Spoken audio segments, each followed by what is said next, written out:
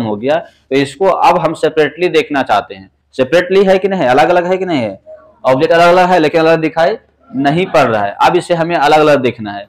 अच्छा, आप लोग को मन में सवाल ये आता कि अलग अलग है तो अलग अलग दिखाई क्यों नहीं पड़ रहा है ना?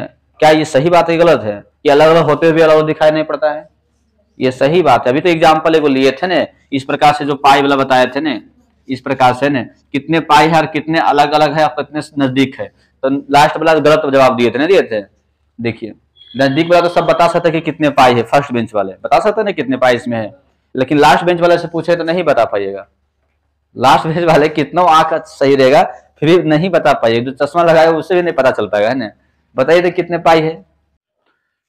चलिए आज का जो टॉपिक है resolving power of optical instrument, है ना, प्रकाशिक यंत्र का विभेदन क्षमता।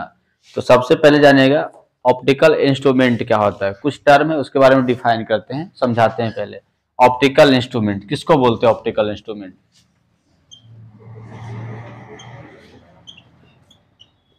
वो ऐसा इंस्ट्रूमेंट जो ऑप्टिक्स से रिलेटेड होता है, प्रकाश से संबंधित होता है, जो प्रकाश के लिए वर्क करता है, उसको हम क्या करते हैं? ऑप्टिकल इंस्ट्रूमेंट कहते हैं। जैसे कि सबसे पहले हमारा आई है ना, हमारा आई क्या है? ऑप्टिकल इंस्ट्रूमेंट है, क्योंकि आई काम करता है प्रकाश से रिलेटेड। हाथ पैर प्रकाश से मतलब नहीं होता है, लेकिन आई को क्या है? प्रकाश से मतलब है, तो ये ऑप्टिकल इंस्ट्रूमेंट में आएगा। क्या आएगा? ऑप्टिकल इंस्ट्रूमेंट में। और क्या है जो प्रकाश से रिलेटेड वर्क करता है? माइक्रोस्कोप। क्या है? माइक्रोस्कोप, है ना। माइक्रोस्कोप भी क्या है? ऑप्टिकल इंस्ट्रूमेंट है ना। उसके बाद टेलीस्कोप, टेलीस्कोप भी देखा जाए तो क्या है? ऑप्टिकल इंस्ट्रूमेंट है। और क्या है जो ऑप्टिकल इंस्ट्रूमेंट में आएगा? लेंस, लेंस भी क्या आएगा? ऑप्टिकल इंस्ट्रूमेंट में आएगा ना, आएगा। हाँ, ऑप्टिकल फाइबर वो भी क्या होगा? ऑप्टिकल इंस्ट्रूमेंट होगा। ऑप्टिकल फाइबर नाम सुने ना, ऑप्टिकल फाइबर वो भी क्या आएगा? ऑप्टिकल इंस्ट्रूमेंट में आएगा। कोई दिक्कत नहीं है। तो यहाँ पर ऑप्टिकल इंस्ट्रूमेंट का रिजॉल्विंग पावर पढ़ना है। तो रिजॉल्विंग पावर जानने से पहले रिजोल्यूशन समझिए क्या होता है। क्या समझना है? रिजोल्यूशन, जिसको हिंदी में हम बोलते हैं विभेदन। क्या होता है विभेदन?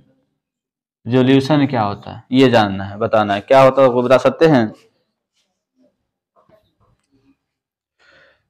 रिजोल्यूशन का मतलब होता है कि हाँ, एक दूसरे दो वस्तु जो एक दूसरे के निकट रखा हो उसको स्पष्ट रूप से अलग अलग देखना ही क्या कहलाता है?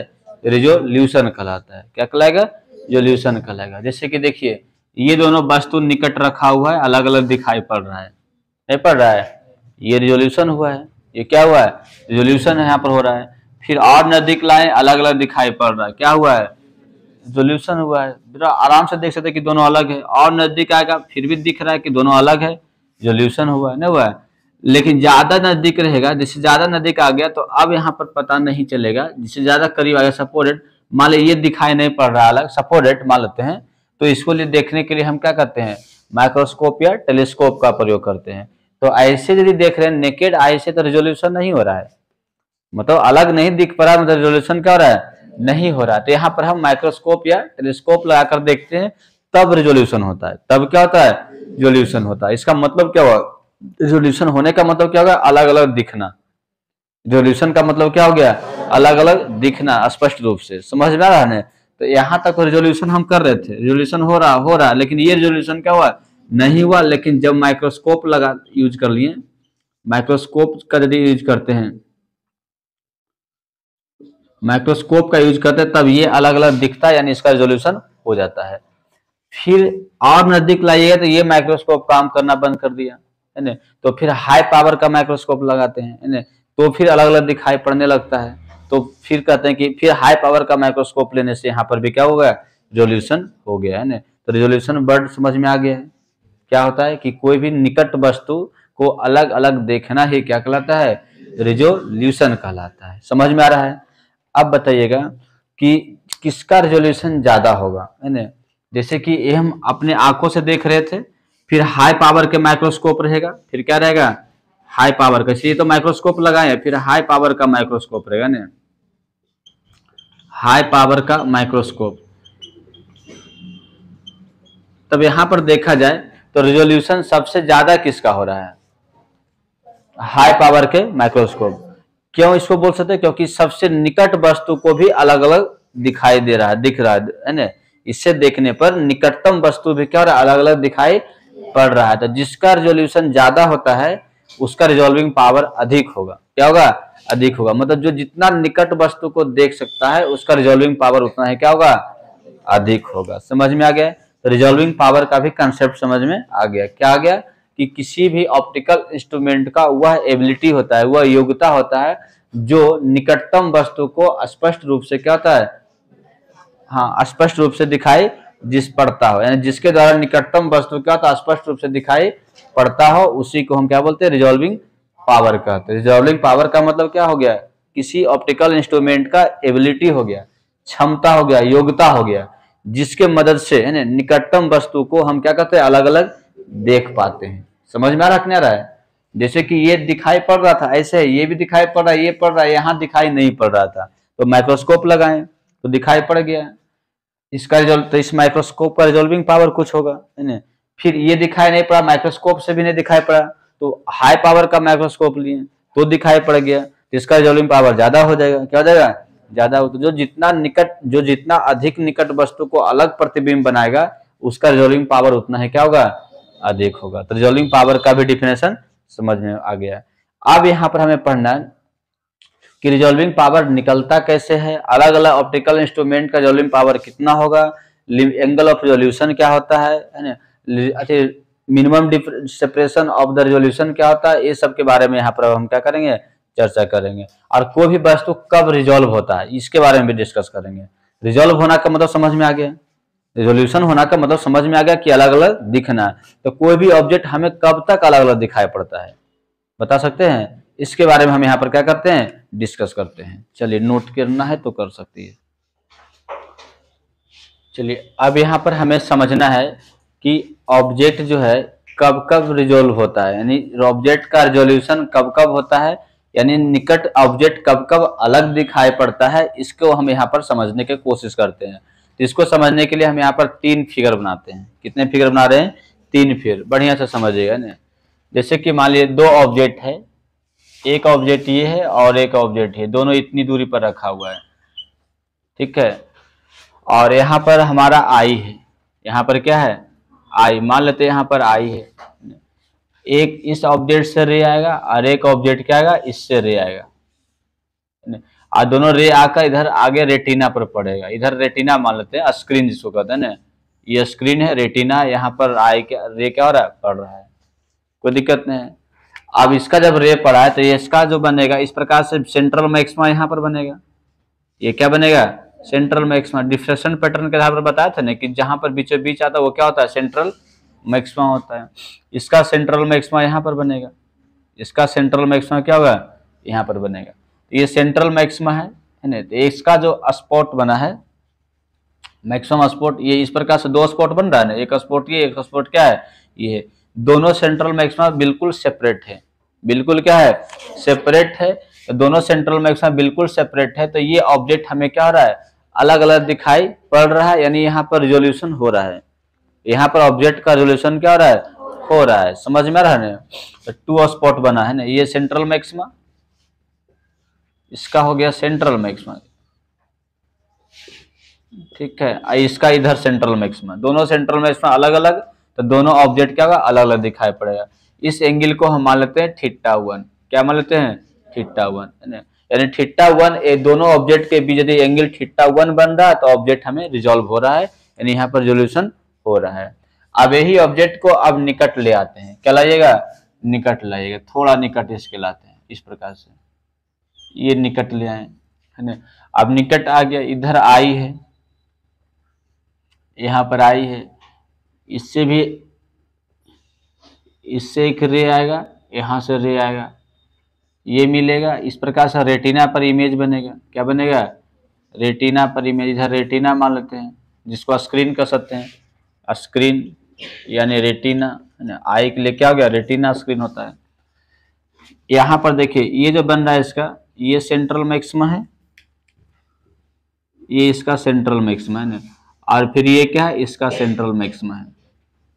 दोनों को थोड़ा सा गौर से देखिए, इसका जो सेंट्रल मैक्सिमा है ना, इसका जो सेंट्रल मैक्सिमा है रेड वाला का, वो इसके सेकेंडरी मिनिमा के पर है, इसके जस्ट सेकेंडरी मिनिमा के क्या है, सामने है। समझ में आ रहा है ना? इसका जो सेंट्रल मैक्सिमा है इसका इसके सेकेंडरी मिनिमा के क्या है, सामने है। क्योंकि बताया था ना कि बीच में सेंट्रल मैक्सिमा बनता है और उसके बाद क्या होता है, सेकेंडरी मिनिमा। क्या होता है, सेकेंडरी मिनिमा। इस प्रकार से बना। ये जो हो गया सेंट्रल मैक्सिमा, ये क्या हो गया, सेंट्रल मैक्सिमा। और ये किसका क्या कहलाता है, secondary minima, first secondary minima. कौन सा मिनिमा, फर्स्ट सेकेंडरी मिनिमा कहलाएगा। और ये फिर क्या कहलाएगा, सेकेंडरी मैक्सिमा। ये क्या कहलाएगा, सेकेंडरी मैक्सिमा होगा, सेकेंडरी मैक्सिमा। कोई दिक्कत नहीं है। ये central maxima, first secondary minima, इसको फर्स्ट कर दिए, फर्स्ट सेकेंडरी मिनिमा। और ये क्या देगा, सेकेंडरी मैक्सिमा। फिर यही फर्स्ट सेकेंडरी मिनिमा, ये क्या होगा, सेकेंडरी मैक्सिमा। ये क्या देगा, सेकेंडरी मैक्सिमा। इस तरह से ऊपर भी सेकेंडरी मिनिमा, नीचे भी क्या रहेगा, सेकेंडरी मिनिमा, बीच में क्या रहता है, सेंट्रल मैक्सिमा। तो देखिएगा इसका जो सेंट्रल मैक्सिमा है, जहां पर इसका सेंट्रल मैक्सिमा है वहां पर इसका क्या है, सेकेंडरी मिनिमा है। जहां पर फिर इसका सेंट्रल मैक्सिमा, ब्लू वाला का जहां पर सेंट्रल मैक्सिमा है वहां पर क्या है, रेड वाला का जहां मिनिमा, रेड वाला का जहां सेंट्रल मैक्सिमा है, ब्लू वाला वहां पर क्या है, सेकेंडरी मिनिमा है। समझ में आ रहा? तो इस कंडीशन में भी हमें ऑब्जेक्ट क्या होगा, अलग अलग दिखाई पड़ रहा है। यहां पर भी हमें क्या होगा, अलग अलग ही दिखाई पड़ेगा। इसके एंगल को हम थीटा मान लेते हैं। क्या मान लेते हैं, थीटा मान लेते हैं। कोई दिक्कत नहीं, ठीक है। अब ऑब्जेक्ट को और नजदीक लाइएगा, इससे भी क्या लाते हैं, नजदीक। अब इससे भी यदि ऑब्जेक्ट को नजदीक लाइएगा इस प्रकार से, तो यहाँ पर आई फिर लेते हैं, फिर आई से ही देख रहे हैं, यहाँ से एक रे आएगा, इधर से भी एक रे आएगा ना। और यहाँ जो ऑब्जेक्ट पीछे रेटिना रहेगा, नीचे क्या रहेगा, रेटिना। यहाँ जो इमेज बनेगा इस प्रकार से रहेगा। देखिए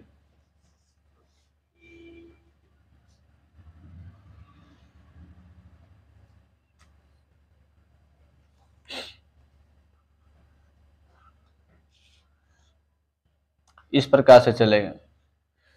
यहाँ पर जो है दोनों का मैक्सिमा, जो सेंट्रल मैक्सिमा है ओवरलैप कर रहा है। सेंट्रल मैक्सिमा जो ओवरलैप करेगा ना, तो ऑब्जेक्ट ऐसा है आपको दिखाई इस तरह से पड़ेगा, लगभग इस तरह से पड़ेगा दिखाई, है ना। देखिए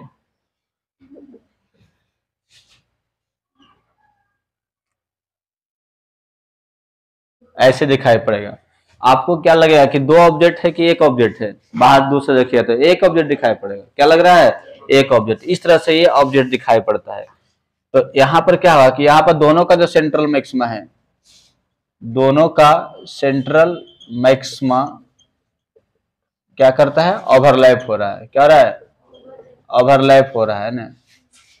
तो दोनों का जब सेंट्रल मैक्सिमा ओवरलैप हो रहा है तो यहाँ पर रिजोल्यूशन नहीं हो पा रहा है। क्या हो रहा है, रिजोल्यूशन नहीं हो पा रहा है। भले ऑब्जेक्ट अलग अलग है लेकिन आंख से देखने पर दोनों क्या है, एक ही दिखाई पड़ रहा है। दोनों क्या है, एक ही। लगेगा कि दोनों एक ही ऑब्जेक्ट है, दोनों क्या है, एक ही ऑब्जेक्ट है। यहाँ पर आंख से देखने पर दोनों अलग अलग सेपरेट दिखेगा। ये अलग, ये क्या दिखेगा, अलग दिख रहा है। यहाँ पर दोनों क्या रहेगा, अलग, इस प्रकार से रहेगा। दोनों क्या रहेगा, अलग दिख रहा। लग रहा है यहाँ दो ऑब्जेक्ट है लेकिन यहाँ पर क्या लगेगा, एक ऑब्जेक्ट लगेगा। समझ में आ रहा है कि बात नहीं? यानी कहने का मतलब क्या होगा, इस प्रकार इतना डिस्टेंस तक हम ऑब्जेक्ट को सेपरेटली देख लेते हैं। इतना डिस्टेंस तक हम ऑब्जेक्ट को सेपरेटली क्या कर लेते हैं, देख लेते हैं। इसके और यदि नजदीक लाते हैं तो ऑब्जेक्ट सेपरेटली दिखाई क्या होता है, नहीं पड़ता है। यानी हमारा रेजोल्यूशन इधर खत्म हो गया, हमारे आंख का रेजोल्यूशन इससे नजदीक क्या होगा, खत्म हो गया। तो इसको अब हम सेपरेटली देखना चाहते हैं। सेपरेटली है कि नहीं, अलग अलग है कि नहीं है, ऑब्जेक्ट अलग अलग है लेकिन अलग दिखाई नहीं पड़ रहा है। अब इसे हमें अलग अलग देखना है। अच्छा, आप लोग को मन में सवाल ये आता कि अलग अलग है तो अलग अलग दिखाई क्यों नहीं पड़ रहा है ना? क्या ये सही बात है, गलत है कि अलग अलग होते हुए अलग अलग दिखाई नहीं पड़ता है? ये सही बात है। अभी तो एग्जाम्पल एगो लिए थे ना, इस प्रकार से जो पाई वाला बताए थे ना, इस प्रकार से ना कितने पाई है और कितने अलग अलग है और कितने नजदीक है। तो लास्ट वाला गलत जवाब दिए थे ना, दिए थे। देखिए नजदीक वाला तो सब बता सकते कि कितने पाई है, फर्स्ट बेंच वाले बता सकते ना कितने पाई इसमें है, लेकिन लास्ट बेंच वाले से पूछे तो नहीं बता पाइएगा। लास्ट बेंच वाले कितना आंख सही रहेगा फिर भी नहीं बता पाइएगा, जो चश्मा लगाएगा उससे भी नहीं पता चल पाएगा, है ना।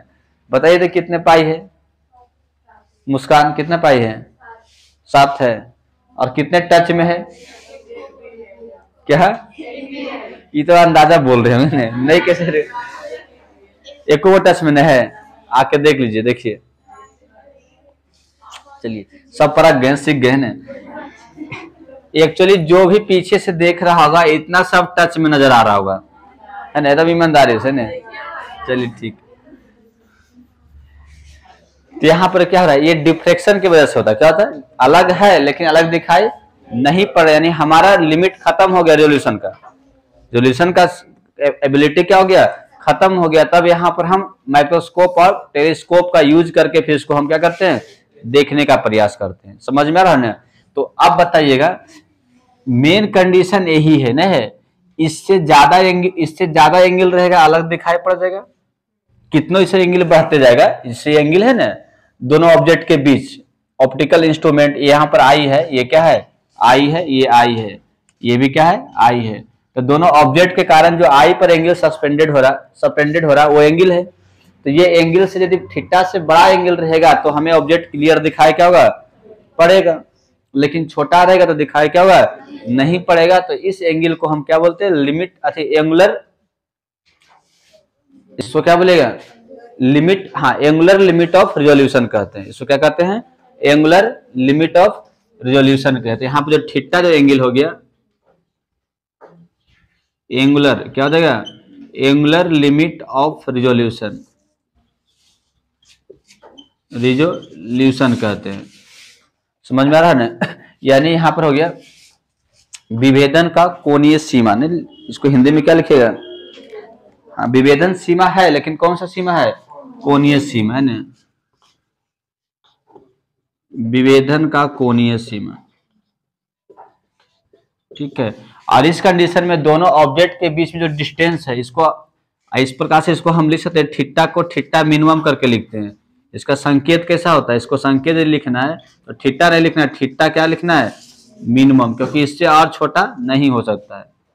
रिजोल्यूशन के लिए इससे और छोटा क्या सकता है, नहीं हो सकता। इससे और छोटा रहेगा तो वही भुगतना पड़ेगा, थीटा 2 दिखाई नहीं पड़ेगा, क्या होगा, दिखाई ही नहीं पड़ेगा। तो ये थीटा मिनिमम करके लिखाता है।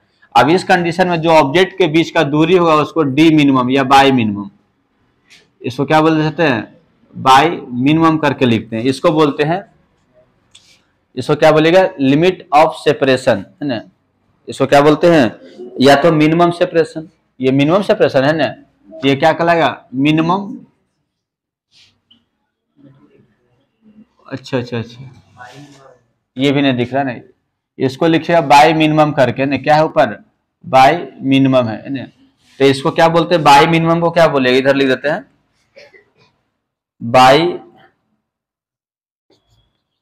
बाई मिनिमम जो है वो क्या कहलाएगा, मिनिमम सेपरेशन। मिनिमम क्या हो गया, सेपरेशन, यानी इससे ज्यादा और कम सेपरेशन रहेगा, इससे कम सेपरेशन रहेगा तो ऑब्जेक्ट अलग अलग दिखाई नहीं पड़ेगा, रिजोल्यूशन क्या होगा, नहीं होगा। यानी कहने का मतलब हुआ कि हमारा आई जो है, हमारा आई वही ऑब्जेक्ट को अलग अलग देख सकता है जिसका मिनिमम सेपरेशन हो, जिसका क्या हो, मिनिमम सेपरेशन हो, यानी बाई मिनिमम हो, जिसके वस्तु के बीच की दूरी बाई मिनिमम हो, और जिसके दोनों वस्तु का जो आई पर एंगल बन रहा है वो क्या हो, थीटा मिनिमम हो, क्या हो, थीटा मिनिमम हो। समझ में आ रहा है ना। इससे यदि एंगल कम होगा तो रिजोल्यूशन नहीं होगा, इससे ज्यादा रहेगा तो रिजोल्यूशन होगा। रिजोल्यूशन क्या होगा, तो ये कंडीशन आ रहा है, मिनिमम आ रहा है। तो अलग अलग इंस्ट्रूमेंट के लिए हम क्या निकालेंगे, थीटा मिनिमम और बाई मिनिमम निकालने के लिए पढ़ेंगे। समझ में आ रहा है ना। और आई के लिए याद रखना है, किसके लिए, आई के लिए ना, हुमायून आई, कौन सा आई, हम लोगों का अपना आई, हुमायून आई के लिए जो होता है, हुमायून आई के लिए जो थीटा मिनिमम होता है वो जानते हैं कितना होता है, 1/60 डिग्री होता है, यानी 1 मिनट, यानी क्या हो गया, 1 मिनट होता है। यानी यदि कोई ऑब्जेक्ट से आपके आंख पर 1 मिनट का कोण बन रहा है तो वो ऑब्जेक्ट दिखाई पड़ जाएगा, और 1 मिनट से बड़ा बन रहा तो दिखाई पड़ जाएगा, है ना। फुल बुझौती नहीं बोल रहे हैं, 1 डिग्री से बड़ा भी दिखाई पड़ा तो ऑब्जेक्ट दिखाई क्या होगा, तो और अच्छे से दिखाई पड़ जाएगा, अलग है ना। 1 डिग्री नहीं, 1 मिनट से यदि छोटा एंगल बन जाएगा तो फिर ऑब्जेक्ट दिखाई क्या होगा, नहीं पड़ेगा। समझ में आ रहा है ना। तो इसी को हमें, हमारा आई का जो होता है एंगुलर लिमिट ऑफ रिजोल्यूशन जो होता है कितना होता है, 1 मिनट होता है। ऑब्जेक्टिव पूछ सकता है क्या होगा, 1 मिनट। तो अब यहाँ से इसको देखते हुए आपको क्या पता चला है कि हमें ऑब्जेक्ट रिजॉल्व तभी होगा, क्लियर तभी दिखाई पड़ेगा जब एक का डार्क स्पॉट दूसरे के क्या होगा, ब्राइट स्पॉट पर बनता हो, है ना। यानी जब एक का सेंट्रल मैक्सिमा दूसरे के क्या है, फर्स्ट सेकेंडरी मिनिमा के ऊपर हो, तब वस्तु क्या होगा, अलग अलग दिखाई पड़ेगा। तब वस्तु क्या होगा, अलग अलग दिखाई पड़ेगा, कम से कम, है ना। उससे और दूर रहेगा तो और अच्छी बात है, और क्या रहेगा, अच्छी बात रहेगा। और उससे नजदीक हो गया तो फिर दिखाई क्या होगा, नहीं पड़ेगा। तो पॉइंट क्या हो जाएगा कि दो वस्तुओं में से यदि एक वस्तु का सेंट्रल मैक्सिमा दूसरे वस्तु के क्या हो, सेकेंडरी मिनिमा पर, है ना, फर्स्ट सेकेंडरी मिनिमा पर, हाँ, एक वस्तु का सेंट्रल मैक्सिमा दूसरे वस्तु का फर्स्ट सेकेंडरी मिनिमा पर हो, तब यह वस्तु क्या होगा, दोनों रिजॉल्व होता है, यानी दोनों क्या होता है, अलग अलग दिखाई पड़ता है। कोई दिक्कत नहीं यहाँ तक है। तो चलिए नोट कीजिए, वो भी पॉइंट दिखाते हैं। जैसे कि अभी फिगर में क्या देखें कि दो ऑब्जेक्ट है, एक ऑब्जेक्ट ये, एक ऑब्जेक्ट ये है, ऐसे लेके चलते हैं। एक ऑब्जेक्ट ये हो गया, एक ऑब्जेक्ट क्या हो गया, ये हो गया, दो ऑब्जेक्ट है। यहाँ पर कोई ऑप्टिकल इंस्ट्रूमेंट मान लेते हैं, जैसे कि ऑप्टिकल इंस्ट्रूमेंट में आई लेते आए थे ना, समझ यहाँ पर, यहाँ कोई ऑप्टिकल इंस्ट्रूमेंट मान लीजिएगा, ठीक है। और इससे जो रे जाएगा इस तरह से चलेगा, यहाँ से रे क्या होगा, इस तरह से आएगा, समझ में आ रहा है। और यहाँ पर रे आने के बाद जब इधर मिलेगा इस प्रकार से, ऐसे जब मिलेगा तो यहाँ पर एक का रहेगा क्या रहेगा, ब्राइट स्पॉट रहेगा, है ना। तो इस यहाँ पर इसका ब्राइट स्पॉट और इधर डार्क स्पॉट नहीं बनेगा, इसी के लिए इसका ब्राइट स्पॉट है, इधर क्या रहेगा, डार्क स्पॉट। कोई दिक्कत नहीं, ये फिगर समझ में आ रहा होगा ना। तो जब इसका एक का ब्राइट है दूसरे का डार्क, एक का ब्राइट है दूसरे का डार्क है, तो यहाँ पर जस्ट रिजॉल्व हुआ है, जस्ट क्या हुआ है, रिजॉल्व हुआ है। इसके ज्यादा एंगल बनेगा तो रिजॉल्व होते ही चलेगा। तो इस एंगल को मानते हैं थीटा आर, क्योंकि रिजॉल्विंग एंगल है, ये क्या है, रिजॉल्विंग एंगल, तो इसको क्या मान लेते हैं, थीटा आर मान के चलते हैं। कोई दिक्कत नहीं है, समझ रहे हैं यहाँ पर। तो यहाँ पर सबसे पहले इसमें इसके बारे में जो सबसे पहले बताए थे वो रेले साहब बताया था। कौन है आपका, रेले की कसौटी, है ना, हाँ, कौन बताया, रेले की कसौटी, क्राइटेरिया।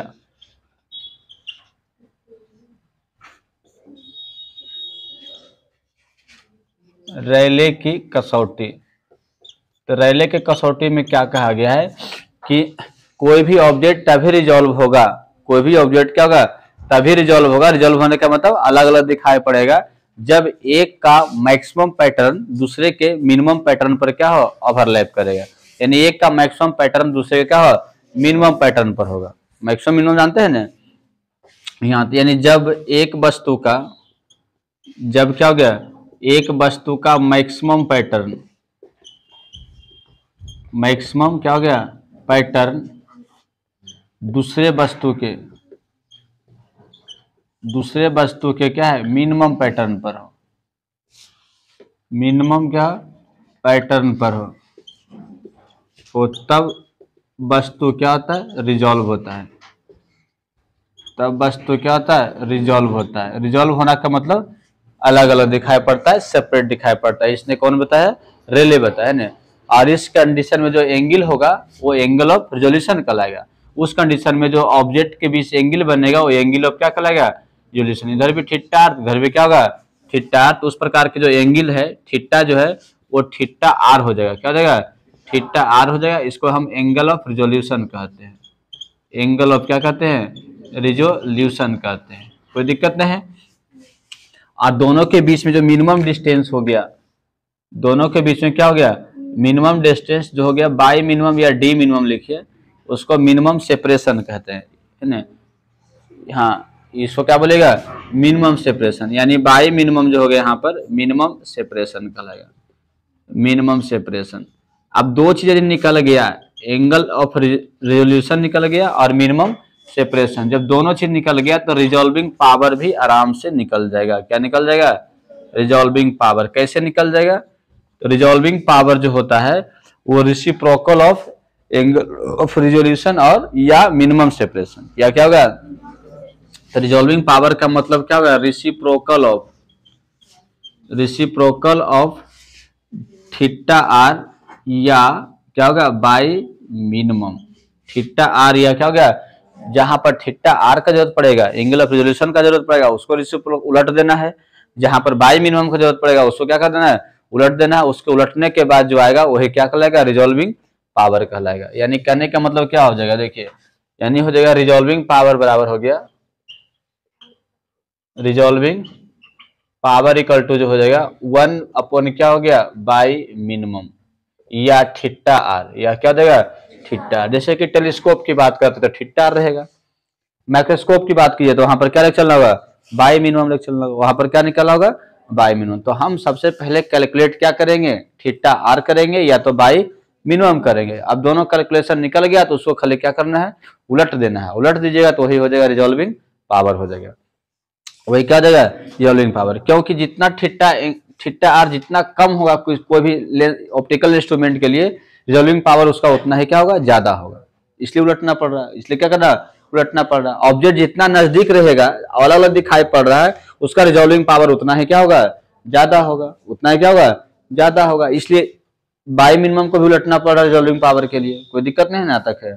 चलिए यहाँ समझ में आ रहा होगा, नोट कीजिए। तो पिछले क्लास में हमने क्या पढ़े थे, डिफ्रैक्शन के बारे में पढ़े थे, और डिफ्रैक्शन में बताया था सिंगल स्लिट एक्सपेरिमेंट भी हो गया था।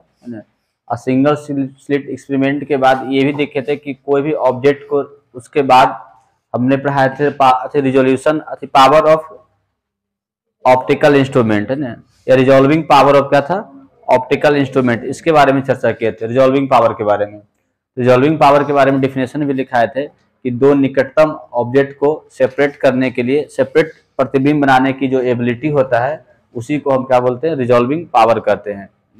फिर ये बताए थे रिजॉल्विंग पावर किसी भी ऑप्टिकल इंस्ट्रूमेंट को निकालने के लिए उसमें दो चीज निकालना जरूरी होता है, एक एंगुलर लिमिट ऑफ रिजोल्यूशन, और दूसरा क्या होता है, मिनिमम सेपरेशन। क्या होता है, मिनिमम सेपरेशन, यानी थीटा आर और बाई मिनिमम दो यदि निकल गया तो दोनों में से किसी एक का यदि रेसिप्रोकल करते हैं, व्युत्क्रम निकालते हैं, तो वो रिजॉल्विंग पावर कहलाता है। तो इसके बारे में कल डिस्कस किए थे, आज भी उसी के बारे में चर्चा करते हैं। रिजॉल्विंग पावर में सबसे पहले एक थ्योरम है जिसको हम रेलेस क्राइटेरियन कहते हैं। क्या कहते हैं, रेलेस क्राइटेरियन। इन्होंने क्या बताया, इनके अनुसार ये है कि यदि कहीं पर डिफ्रैक्शन पैटर्न होता है, तो डिफ्रैक्शन पैटर्न का जो मैक्सिमा है, किसी एक ऑब्जेक्ट के डिफ्रैक्शन पैटर्न का मैक्सिमा दूसरे ऑब्जेक्ट के डिफ्रैक्शन पैटर्न के मिनिमा पर यदि कोइंसाइड करता है, ओवरलैप करता है, तब दोनों ऑब्जेक्ट क्या होगा, सेपरेटली दिखाई पड़ेगा। दोनों ऑब्जेक्ट क्या होगा, सेपरेटली दिखाई पड़ेगा, मतलब अलग अलग दिखाई पड़ेगा। बात समझ में आ रहा है, नहीं समझ रहा है ना। जैसे कि दो ऑब्जेक्ट लेके चलते हैं इस नियम के अनुसार, दो ऑब्जेक्ट है, एक ऑब्जेक्ट ये है, एक ऑब्जेक्ट ये है ना, और यहाँ पर कोई ऑप्टिकल इंस्ट्रूमेंट है, यानी एक लेंस ले लेते हैं। क्या लेते हैं, लेंस ले लेते हैं। इस लेंस ऐसा लेंस जिसका व्यास क्या है, डायमीटर क्या है, डी लेके चलते हैं, या तो ए लेके चलते हैं। यहाँ से ज्यादा डिस्टेंस क्या होगा इसका, ए, डायमीटर ए हो गया, कोई दिक्कत नहीं है। उसके बाद क्या करना है, इस ऑब्जेक्ट को यदि देखिएगा यहाँ से, तो इस ऑब्जेक्ट से रे ऐसे जाएगा, इस ऑब्जेक्ट से रे क्या होगा, इस प्रकार से चलेगा, है ना। इधर हम स्क्रीन लेके चलते हैं, यहाँ पर क्या मान लीजिए स्क्रीन है ना। अब जब इस स्क्रीन पर आएगा किरण, इस स्क्रीन पर जब रे आएगा तो क्या हुआ, देखिए यहां से ये इधर गया, यहां से ये क्या होगा, इधर आएगा। इसका एक मैक्सिमा बनेगा, इसका एक क्या बनेगा, यहाँ पर मैक्सिमा, है ना, ये मैक्सिमा, और ऐसे रहेगा मिनिमा, है ना। फिर इसका शांत रहे, इसका ये मैक्सिमा ऐसे क्या रहेगा, मिनिमा, है ना। तो ध्यान देने की बात क्या है, जहां पर इसका सेंट्रल मैक्सिमा है, ये वाला क्या है, मिनिमा है। क्या हो गया, मिनिमा। जहां पर इसका सेंट्रल मैक्सिमा है, उधर का क्या हो गया, मिनिमा हो गया। यानी एक डिफ्रैक्शन पैटर्न का मैक्सिमा दूसरे डिफ्रैक्शन पैटर्न के क्या है, मिनिमा पर हो, है ना। क्या हो गया, एक डिफ्रैक्शन पैटर्न का, है ना, एक डिफ्रैक्शन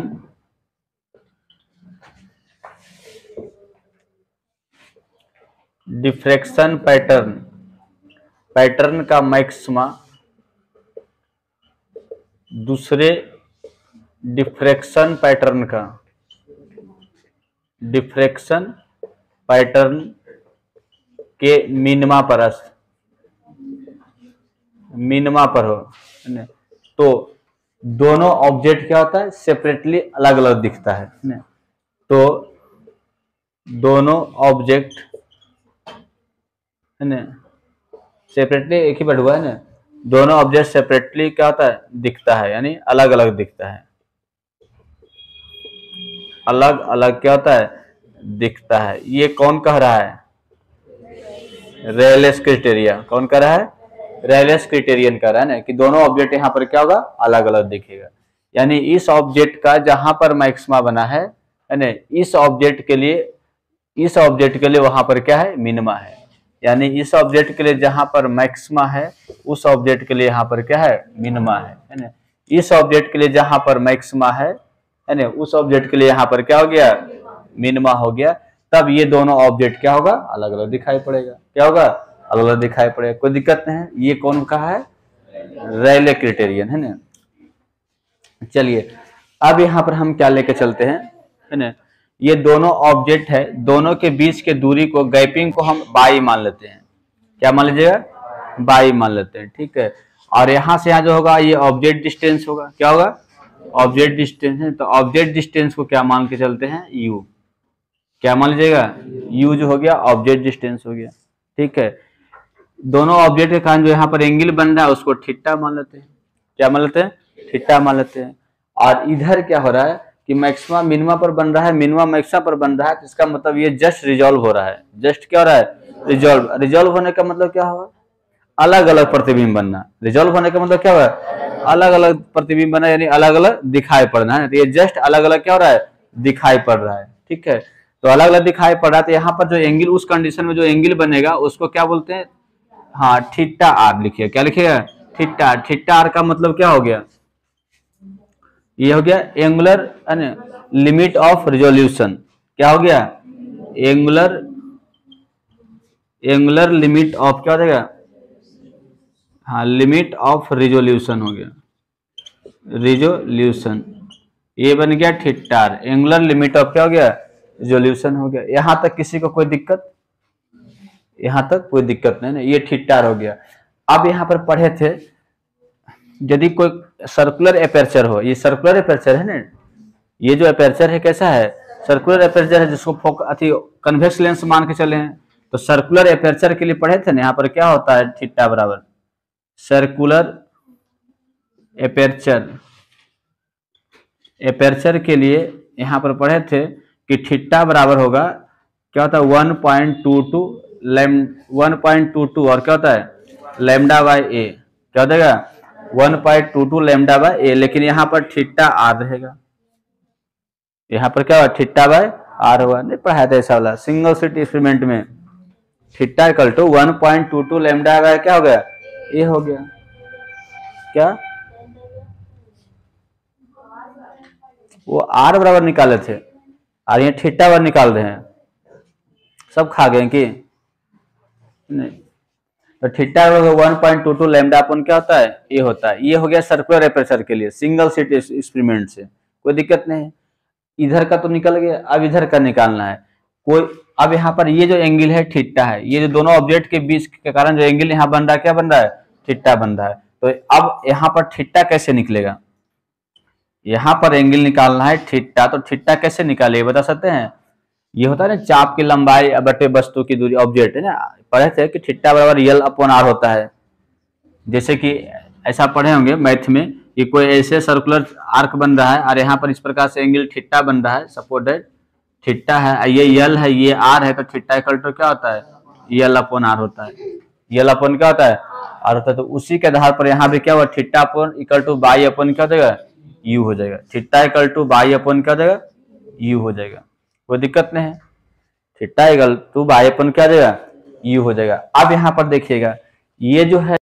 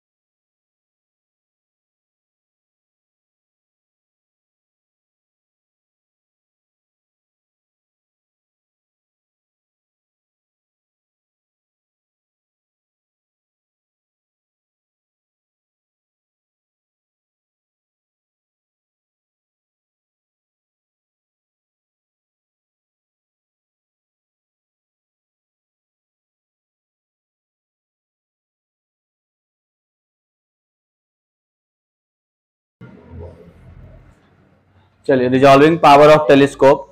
टेलीस्कोप को हिंदी में दूरदर्शक या दूरबीन कहते हैं। दूरबीन का रिजॉल्विंग पावर निकालना है विभेदन क्षमता, अच्छा सॉरी, हाँ विभेदन क्षमता। क्या निकालना है? विभेदन क्षमता। तो देखिए अभी कंसेप्ट पढ़ाए थे, बताए थे कि बाई मिनिमम जो होता है, थीटा जो निकलेगा इस प्रकार से निकलता है। थीटा बराबर होता है 1.22 लैम्डा अपॉन क्या होता है? ए होता है। 1.22 लैम्डा अपॉन क्या हो गया? ए। तो यदि थीटा आर है, ये थीटा आर है, मिनिमम है, तो थीटा आर को हम यहाँ पर दूसरा नाम क्या बोलते हैं? Angular limit of resolution. और एंगुलर लिमिट ऑफ रिजोल्यूशन को जब रिवर्स करते हैं, रेसिप्रोकल करते हैं, तो वही क्या कहलाता है? रिजॉल्विंग पावर कहलाएगा। समझ में ये कैसे निकला था याद है ना?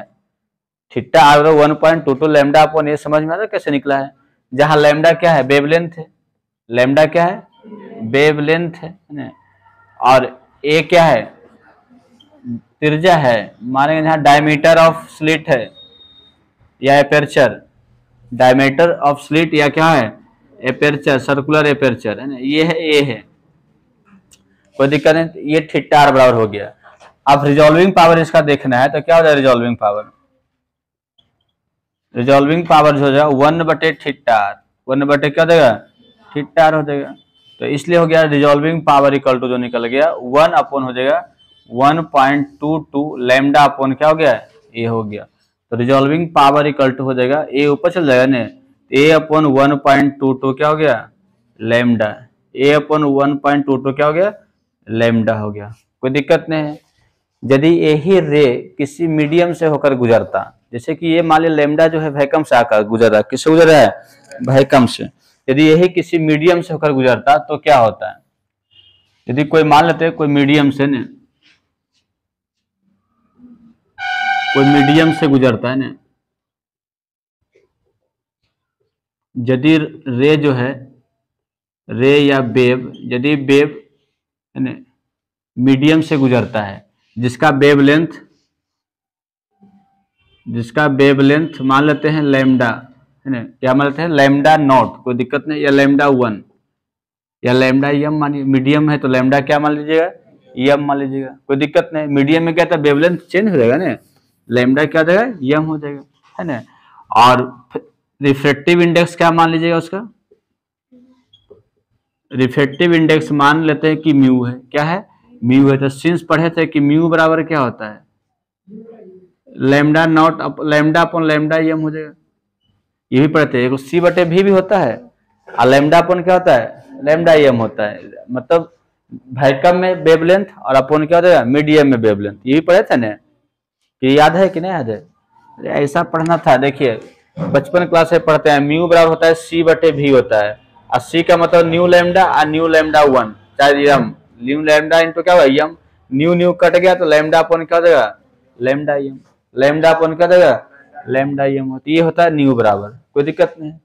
अब जब न्यू बराबर इतना निकल गया तो आप इसको कैसे चेंज कर सकते हैं? देखिए इसको इधर लाइएगा तो लैम्डा एम इक्वल टू क्या हो जाएगा? ऐसे लिख सकते हैं, लैम्डा इक्वल टू क्या हो जाएगा? न्यू लैम्डा 1, न्यू और क्या हो जाएगा? लैम्डा एम हो जाएगा। अब इस लैम्डा के जगह पर वैल्यू रखा जाएगा, इस लैम्डा के जगह पर रखिएगा, या तो फिर जब इसका निकाले हैं तो ये हो गया ना, इसका निकालते हैं लैम्डा एम का मान, लैम्डा एम का निकालिए तो क्या? लैम्डा अपॉन न्यू हो जाएगा। लैम्डा अपॉन क्या हो गया? न्यू। तो जब किसी मीडियम से होकर गुजरेगा तो वहां पर वेवलेंथ क्या लेकर चलना होगा? लैम्डा एम लेकर चलना होगा। क्या लेकर चलना होगा? लैम्डा एम, है ना। तो वहां पर आरपी जो निकलेगा, क्या निकलेगा? आरपी जो निकलेगा ए अपॉन होगा 1.22 लैम्डा एम, 1/1.22 ए अपॉन 1.22 क्या हो गया? लैम्डा 1। अब आरपी बराबर लिखिएगा, लैम्डा एम के जगह पर क्या हो जाएगा? लैम्डा अपॉन म्यू, तो म्यू ऊपर चल जाएगा ना, तो म्यू ए अपॉन 1 पॉइंट क्या हो जाएगा? 22 लैम्डा, 1/1.22 क्या हो जाएगा? लैम्डा। तो इस प्रकार से निकलेगा, किसी अन्य मीडियम में रहेगा तब, लेकिन जनरली हमें यही पढ़ना है। क्या पढ़ना है? इसी को सीखना है, कोई दिक्कत नहीं। ये आपको एक्स्ट्रा बता दिए, समझ रहे हैं यहाँ तक? तो ये हो गया किसका रिजॉल्विंग पावर? टेलीस्कोप का, दूरबीन का, जिसकी सहायता से दूर की वस्तु को देखा जाता है। तो टेलीस्कोप का रिजॉल्विंग पावर निकालना बड़ा आसान है। कैसे बड़ा आसान है? क्योंकि ये चीज पढ़ा हुआ है, इसी को खाली रेसिप्रोकल कर दिए, उलट दिए, रिजॉल्विंग पावर मिल गया है। लेकिन माइक्रोस्कोप को जो पढ़ाएंगे थोड़ा सा टिपिकल रहेगा, उसका अलग से फिगर बनेगा, डेरिवेशन निकलेगा। तो अब चर्चा करेंगे किसके बारे में, माइक्रोस्कोप के बारे में, तो उसको अच्छे से देखिएगा, ठीक है।